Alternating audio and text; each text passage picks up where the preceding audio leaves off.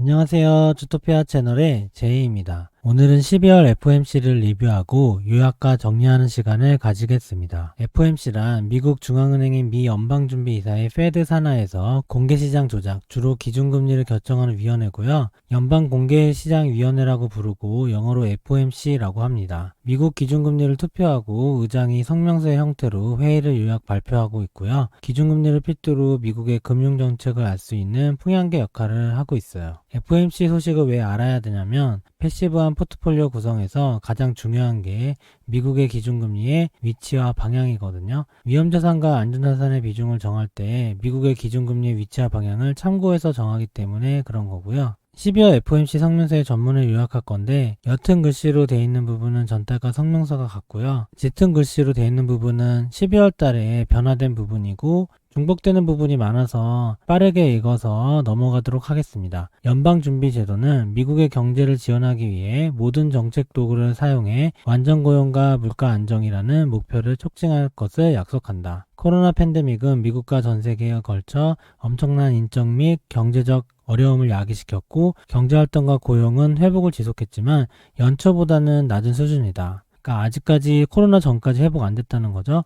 약화된 수요와 유가 하락은 소비자 물가 인플레이션을 억제하고 전반적인 금융 여건은 경제와 미국의 가계 및 기업으로의 신용 흐름을 지원하는 정책 조치로 완화적으로 머물고 있다. 경제의 경로는 바이러스의 진로에 크게 좌우될 것이며 현재 진행 중인 공중보건 위기는 단기적으로 경제활동과 고용, 물가에 큰 부담이 될 것이다. 중기적인 경제 전망에 대해서도 상당한 위험을 내포하고 있다. 위원회는 완전고용과 장기적으로 2%의 물가를 달성하는 것을 추구한다. 이 4번의 내용은 AIT 내용이에요. 8월 달에 잭슨홀 미팅 이후에 발표한 내용이고요. 물가가 지속해서 장기 목표를 밑돌고 있어서 일정 기간 동안 물가가 2% 이상을 완만하게 웃돌아 향후 물가가 평균 2%가 되고 장기 물가 기대가 2%에 잘 고정되도록 하는 것을 목표로 할 것이다. 이런 결과가 달성될 때까지 완화적인 통화정책 스탠스를 유지할 것이다. AIT 전에는 물가가 2%만 돼도 선제적으로 금리 인상을 했는데 AIT는 평균 물가가 2%가 될 때까지는 금리를 올리지 않겠다는 거고요. 지금은 2% 이하잖아요, 물가가. 그래서 앞으로 2% 이상이 돼도 두 개가 합쳐서 평균이 될 때까지. 그러니까 일정 기간 동안은 물가가 2% 이상을 용인해서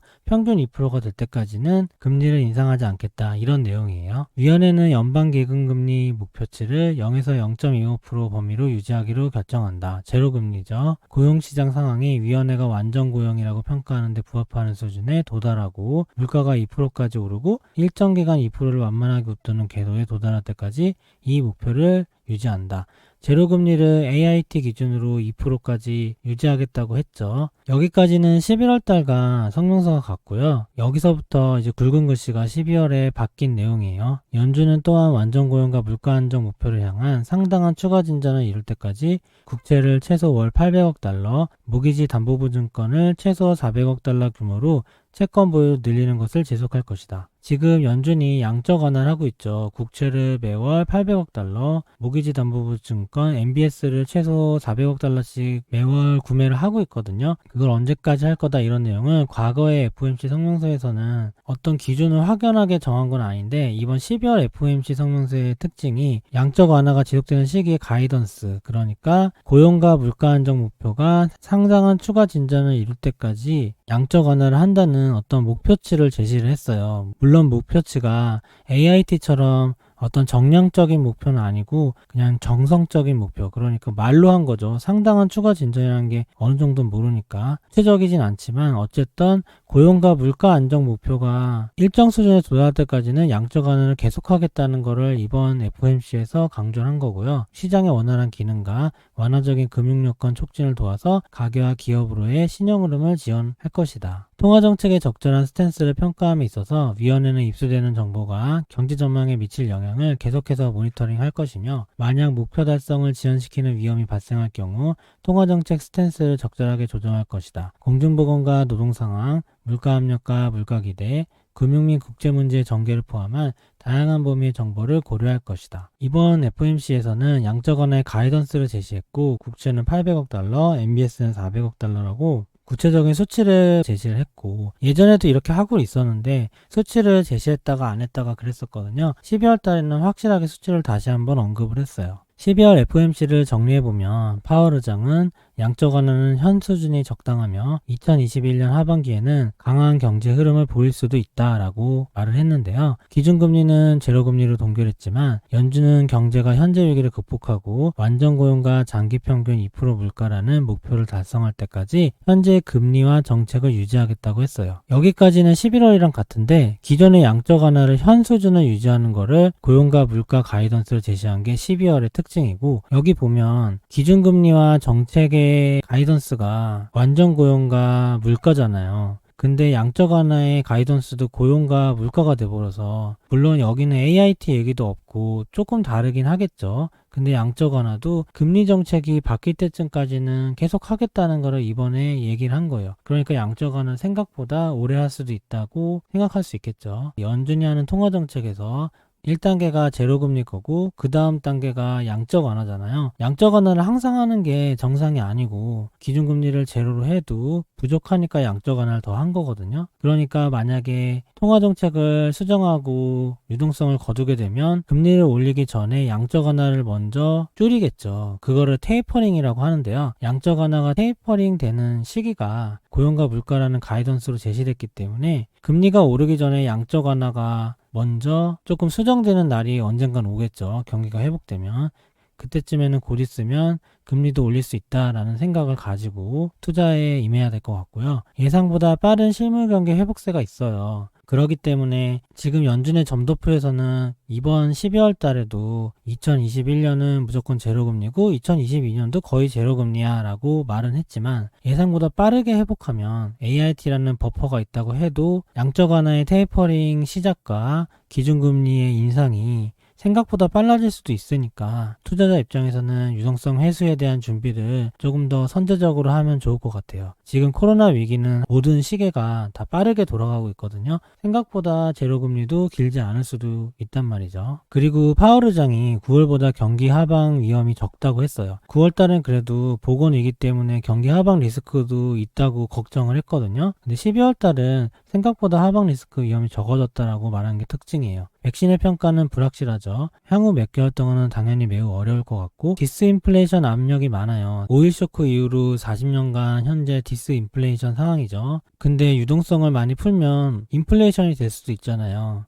현재 제로금리고 최고 수준의 양적 완화를 하고 있죠. 이게 인플레이션을 유발할 수도 있을 텐데, 근데 FOMC에서는 디스인플레이션이 오랜 기간 동안 온 거고 현재도 경기 하방 압박이 있기 때문에 높은 수준의 인플레이션까지 시간이 걸릴 거라고 다시 한번 정리해줬고요. 그래서 이 시간 동안은 제로금리를 유지하는 거죠. 재정부양책을 촉구해달라고 저번 FOMC에 이어서 이야기를 했습니다. 12월 FOMC가 11월과 달라진 점을 보면 전월과 달라진 점을 체크해야 현재 연준의 기준금리의 방향성을 알 수 있죠. 금리 및 양적 완화는 통화정책의 방향과 관련해 현재 변화가 없어요. 11월 달과 경제 상황에 대해서도 변화가 없어요. 이번 FOMC에서는 양적 완화 관련된 구체적인 액수와 가이던스를 제시했죠. 양적 완화를 급하게 거두지는 않을 테니까 안심해라, 이런 메시지인 것 같아요. 완전 고용과 물가 안정이라는 목표를 향한 상당한 추가 진전을 이룰 때까지, 이게 가이던스인데 정성적인 가이던스이긴 하지만 금리 정책이랑 거의 비슷하고, 아마도 금리를 올리기 전에 양적 완화 테이퍼링을 비슷한 이유로 시작을 할 것 같고, 투자자 입장에서는 타이머를 양적 완화의 테이퍼링이 언제 시작되나에 초점을 맞추면 자연스럽게 금리 인상도 준비가 되겠죠. 국채는 최소 월 800억 달러,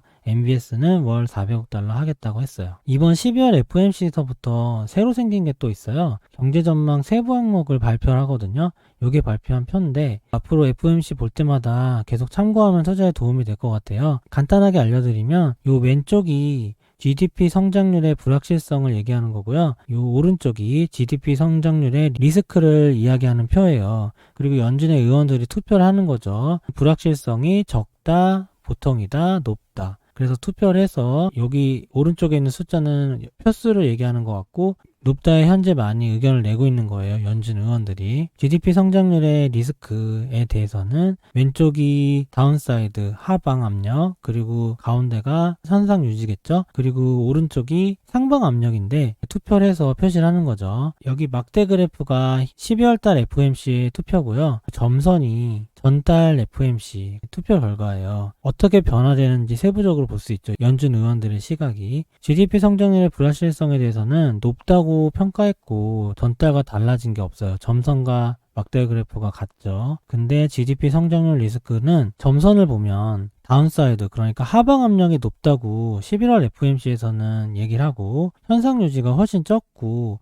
올라간다는 거는 거의 없죠. 근데 12월 FOMC에서는 하방 의견이 절반으로 줄어들고 중립 의견이 2배로 늘어나서 이젠 중립 의견이 대세가 됐죠. 그래서 GDP 성장 리스크는 하방 우세에서 중립 우세로 바뀌었다는 거예요. 그래서 직전 FOMC에 비해서 FOMC 위원들의 경제 전망에 하방 우려가 감소했고 중립이 우세해졌다라고 얘기를 하는 거고, 이걸 종합해서 파월 의장이 경기 하방 압력이 줄어들었다고 생각한다라고 발표를 한 거죠. 이 표는 매번 FOMC에 나올 것 같은데 참고하시면 될 것 같고, 12월 FOMC 소감을 살펴보면 고용과 물가가 목표에 도달할 때까지 현 수준의 통화정책, 제로금리와 양적 완화 수행할 거죠. 양적 완화의 가이던스 제시한 게 특징이고, 금리 인상 전까지 양적 완화 테이퍼링 우려를 축소했죠. 금리 인상 가이던스는 거의 비슷해서 기준 자체가 비슷한데 양적 완화는 한참 전에 갑자기 없앨 수는 없잖아요. 양적 완화가 없어지면 금리 인상의 기준까지 충족이 되는 거니까요. 그러니까 금리 인상 전까지 양적 완화 테이퍼링 우려가 좀 축소됐다 볼 수 있죠. 양적 완화는 생각보다 오래 할 거야 라고 생각하는 거죠.